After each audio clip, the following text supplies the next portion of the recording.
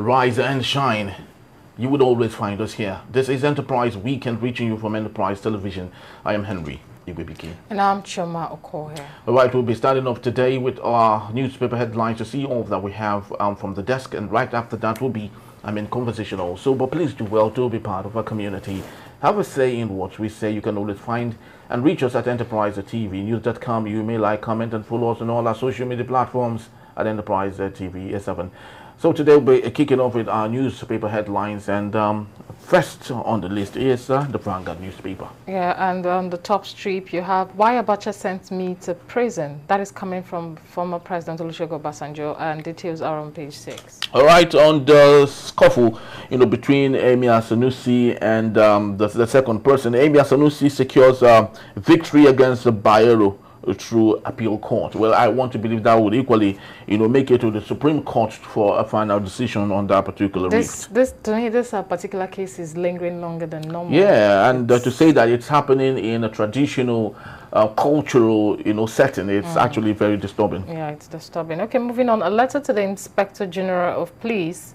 Details of that particular story are on page 24. Do go through it and get to see what the letter is all about. All right, there's this way Vanguard actually put this, which is a little bit, it says Mbata from Rivers emerges Ohaneze president, and Tinubu congratulates him. Now the question is, why must they put from Rivers?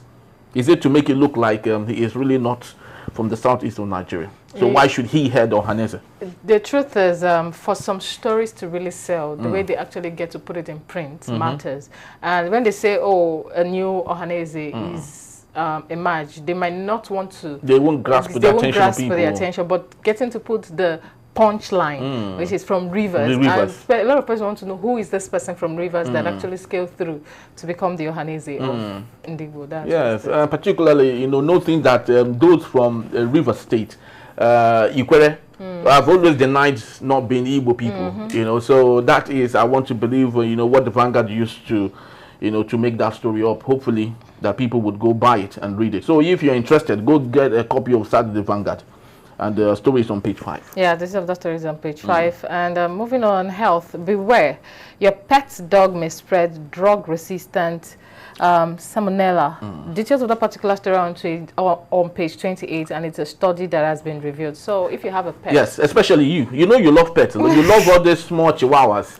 You see them even when you don't know who owns them. Hello, how are you? Hello, how are you? So be warned. I should be warned. Yeah, okay, I'm going to reduce my love for them and please reduce the love, or maybe you go around with gloves. You wear one, then you can do your hello. Yeah, thank you.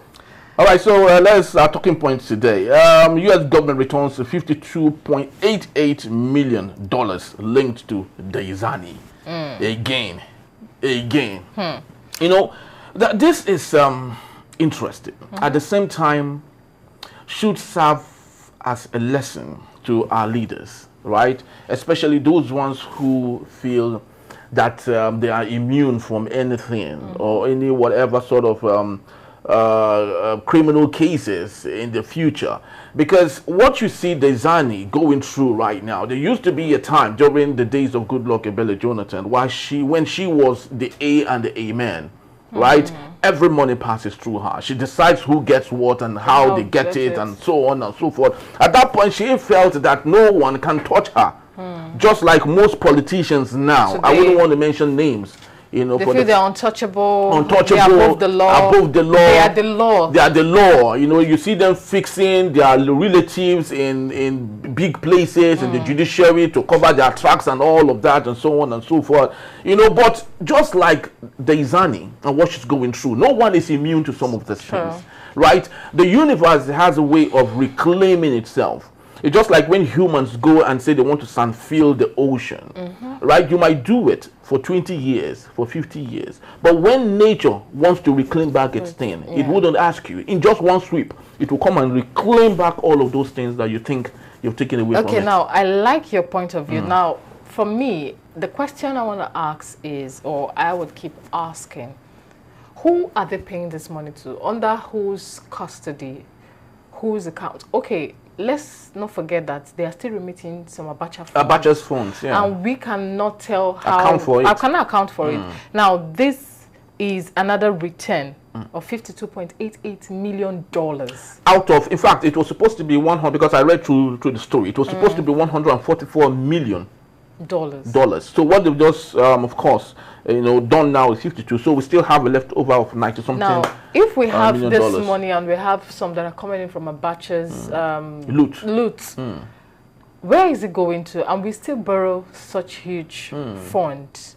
When we have this money that are still like on the sideline, can't they use it, channel it into the right places? Are they trying to tell me that they're remitting it back to the coffers where it was gotten from? You see, this is what I talked about. A situation where we have a cyclic, I wouldn't want to call it by the name it should be called, but a cyclic system, where money is taken from a thief and returned back to a system that siphons the same money into coffers, and it still ends up. The funny thing is, this same money, if it goes into the system in Nigeria, it still ends up in the United States. The same people still use it to buy houses and assets in the United States. So every other day, what you see is the United States that remitted the money will still get back the money in the system. Very unfortunate. Seriously, it's really unfortunate. Yeah. And we hope some things are actually done about this, and we just wish the right people in authority would rise and want to see that corruption is actually swept at least to a particular percentage. Yeah, dealt with. This is a woman they said bought a bra for close to $1 million or something. Please, let's talk about it. Diamond, fashioned bra. So. Okay, let's see this particular. But I was wondering why you were telling me not to go. That's to me, that's personal. Okay, that's the one thing. That's the person. We can't tell how detailed that thing is. Let's actually leave it out. All right. Okay, can Ghana inspire change in Nigeria? What do you think about that? Ghana inspiring change. There are lots of ways Ghana can inspire change in Nigeria if we're ready to learn. First off, we need to let go this giant of Africa thing that we have in our head. We are no longer giant of Africa. The giant of Africa. Why will you say we're no longer giant of Africa? Economically, we used to be number one before 2015 in the economy. Now we are in number 4. Very soon we'll be in number 5. Right? South Africa have taken over. Egypt and all other countries have taken over. So the giantness, economically, we are not. When it comes to the political examples that we can show, we are not the giant because our electoral system is flawed, right? A situation where election is done, the beavers does not work. Suddenly. Using the election that just happened in Ghana as an example, there are a lot of things we need to emulate. Because if a sitting president can be outthrown, and he humbly took his bow. Yeah, even before the ending of the collation, he already said congratulations to, and that is what Mama. And another thing again is security. Just like I've often said, in Ghana, we still have the north-south dichotomy, but you hardly get to see insurgency. You hardly get to see issues, that make them kill themselves. All this ISWAP, Boko Haram, you only see that in Nigeria. You don't see that in Ghana. So there are lots of things, Nigeria can learn from Ghana, and how Ghana can inspire change in Nigeria.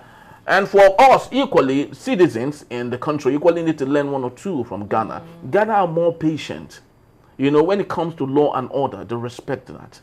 How many times have you seen a zebra crossing in Nigeria and you see cars willingly? In fact, some car owners don't even know the meaning of zebra crossing. That's the truth. And aside from that, talking about the driving rules and regulation, some persons didn't even go to driving schools. Okay, they this kind, a madam that was taught by the cleaner. I know how to drive, madam. I can teach you. and in 2 weeks, they become drivers. And that's why Nigerians always complain about the rigorous driving exercise they go through outside the country, and how they had to go through it months, years before they are able to get their driving license. And you see how they get to obey the laws and the rules there, because they know any little thing, your license is revoked. There's a ticket. Oh my God. So looking at that process, you get to know we have a long way to go. Okay, without wasting much time, let's get into the next daily, which is the Punch newspaper. Now on Saturday, Punch on the top strip will have, this is actually an entertainment news coming from Cafe.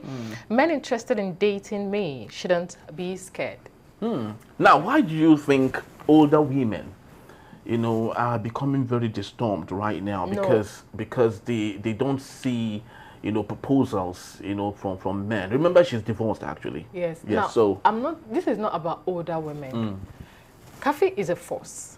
She's a force. Yes. All right. What do you mean? When I mean she's a force, Cafe is a successful woman. Okay.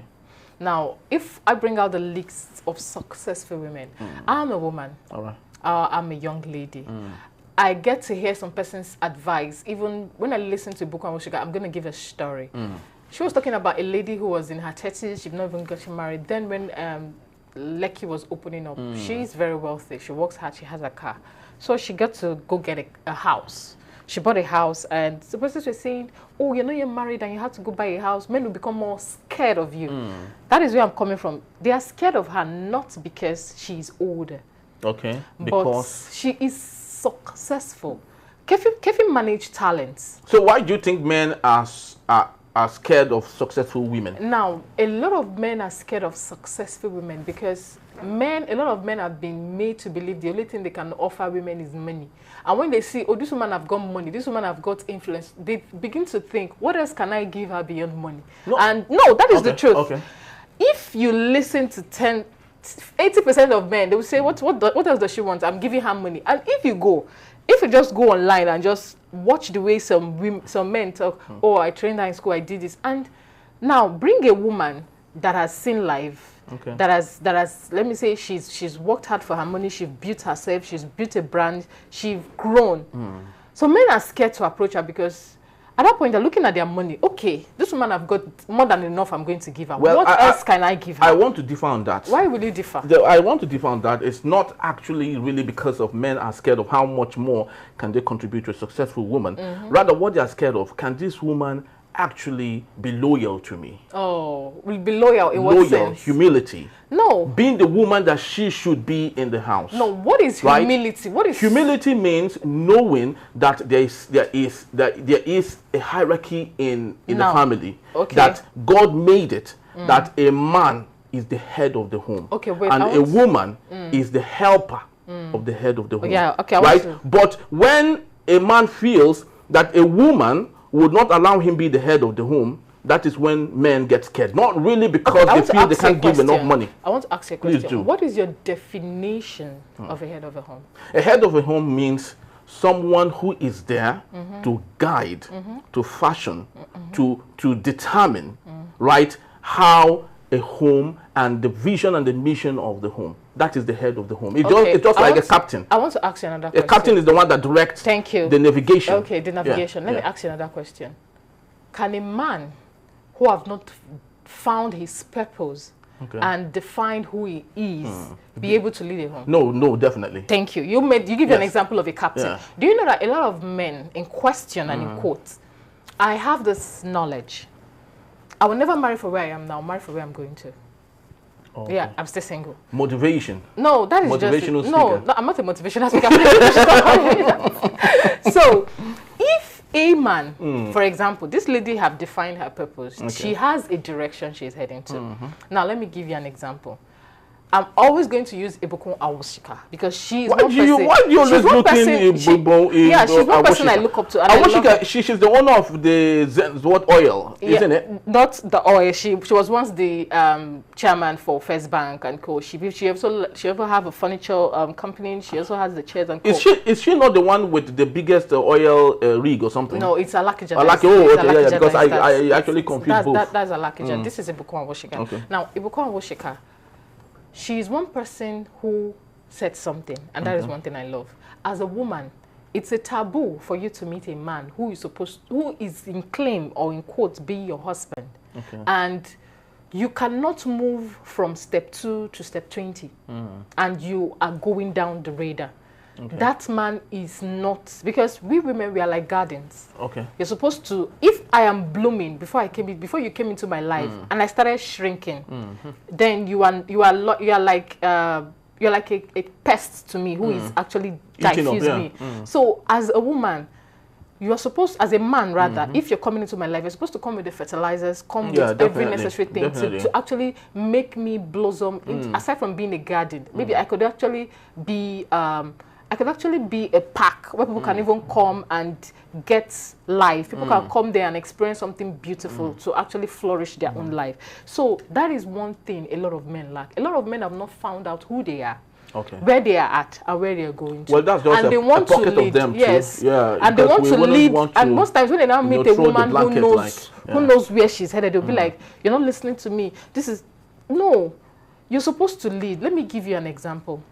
Esther in the Bible, when she met her husband, and she was, now she could actually women submit naturally to leaders, and that is the truth. Okay. When a man is, we women, sometimes you see some of all these women that you feel they are strong and they don't need a man. The truth is, inside, they need a man that would not just tell them what they know. They need a man that would lead them.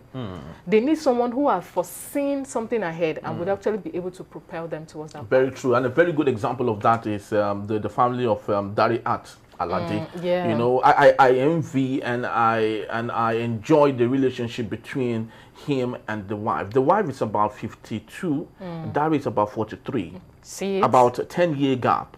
You know, but the submissive nature of that woman, she is a billionaire. Okay, now she is a billionaire. Let me also tell you another example. But the submissive nature of that woman to the husband, despite the fact that the age gap is this large, is awesome. It's something I want to, desire that every young Gen Z lady watching right now should emulate. Go to their social media handle and follow them. Even the Nze. The Nze is another example. Yeah. The Nze, you know Nze. Who is Nze? Nze. He is an actor. Okay. They are also, just type the Nze on Instagram. The wife is 40 something. I think there's a 10 years age difference. But you won't know.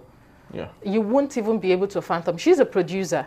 Okay. She is a producer too. All right, so just before we wrap up for today, just let's take a look at this issue that's making rounds on the social media handle, and that's on the slapping. Yeah, the 3-year-old child. My 3-year-old son's ear affected by Lagos teacher's repeated slap, and that's coming from the mother. And what do you have to say to that, especially when it comes to discipline? Very, very important. Now, this particular story have actually led a lot of people to come out to start telling their story of what they experienced in primary, secondary school under a teacher in court. That had made them a very good person. No. Or that had or that had led to them not being good people. Yeah, no, not that. Like the trauma they had to go through, the way they were actually. We all went through trauma now, so. No, especially for some of us that went to boarding schools. Our own was not trauma. Our own was hell. Hell. You've been to boarding school in the 90s. Goodness gracious me. It's like going to hellfire. Oh my God. So now this 3-year-old child, the truth is, back then and now there's a huge difference. There's a lot of innovation, and there's a way children should be actually talked to and spoken to. Now, I love the way the family is handling this issue. Look at the family of the child. The child, yes, because it's going to reinforce love and reinforce that confidence in the child, whereby the child can be able to trust their parents to tell them the truth, or whenever they are being treated wrongly outside. But I learned the mother actually teaches in the same school. Yeah, she teaches in the same school, and even though she teaches in the same school, she's not the one that actually did the recording. Yeah, she wasn't. She's not the one that did the recording. And from the must she have known? Must she not have known that the child is being brutalized in such a way since she works in the same place? Looking at this psychologically, for me, for this person to record this woman have actually maybe been disciplining other children this way repeatedly, and maybe she's been talked to and she just communicated whatever. I'm trying to, you understand? So this person now used this particular one as an example, like evidence to actually have as a backup claim, because sometimes I want to believe even the person that recorded didn't know it was going to blow up this way. Yes, nobody. The truth is, some things that are not planned actually turn out to become big. But the things you get a plan and feel, it's going to be script and all of that. Turn out just remains in the same circle. Just remains in the same circle. So but the moral lesson actually is, teaching is a craft.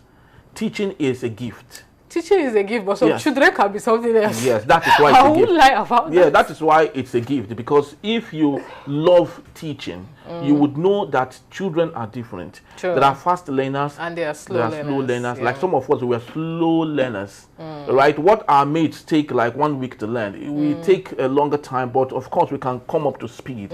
You know, so if you have a gifted teacher who understands some of these things, you know, okay, these are fast learners, you know, where you keep them in one particular place, then you focus on those who are slow. It's just like the parable of the lost sheep. You know, you forget the ones that you can find and begin to look for, begin to look for some. So that because is that one have coconut head. the okay. You know, so that's basically what it is. You know, so the moral lesson here is don't allow pressure for job seeking make you go embrace a profession or a career that you're not interested in. If you're a doctor and you hate doctor, don't go to the clinic and kill people. You know you hate the smell of drugs. The smell of drugs. You don't like seeing the carcass. You don't like seeing people. Yeah, but your parents forced you into reading medicine. Please leave it and go and do something else. Before you go and kill someone. Before you go and kill somebody, and they'll say they don't know you. That's how you forgot the scissors in the person's tummy. You know, so that's just the moral lesson. Embrace what you love. And, you know, and if that is the most teachers thing out there, I know some. To be frank, some children are not well raised. Yeah. Some parents don't spend time to teach their children some little etiquette that is really important. And when you get to encounter them sometimes, seriously, I was experiencing a child. I was just walking. We finished from work. I was stepping out. This child was bouncing his ball to the point that he was behind me. I was walking. If you're in your right senses, you would hold on and allow me pass. This child kept on bouncing the ball to the point that I turned back, I looked at him, I moved forward. This child is not 12. This child is not 8. This child is not 9.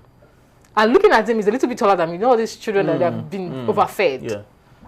He kept on bouncing the ball. He bounced the ball to the point that the ball got close to me and I was already at the gate. I just looked at him. I'm looking for his mother because I'll talk to the mother to raise the child with, because that child lacks manners. So that is the issue with the home. The home. When the home refuses to do the work they should do, how would you expect the teacher to complete it? True. Because a child spends more time in the home. So if you are a parent, you don't do what you ought to do in raising your child. You give them whatever it is you want to give them. They want laptop, you give them. They want tablet, you give them. They want you to subscribe, you give them. And so on and so forth. There's more to raising children than just providing financially and just being able to give them the best. Because the truth is, these are some of the social skills they learn. At times, your boss don't need to even tell you something. Just a look on his face. You should be able to read his body language. And that's what parents should do. Should do for their kids. Their life with their children. This topic is actually getting more interesting. Yeah, interesting, but I think we just have to leave it for now. Yeah, we have to. And when we return, INEC demands 126 billion naira for 2025 elections, rejects 40 billion naira allocation. We'll find out more and why on the main conversation. Just stay with us. Yeah.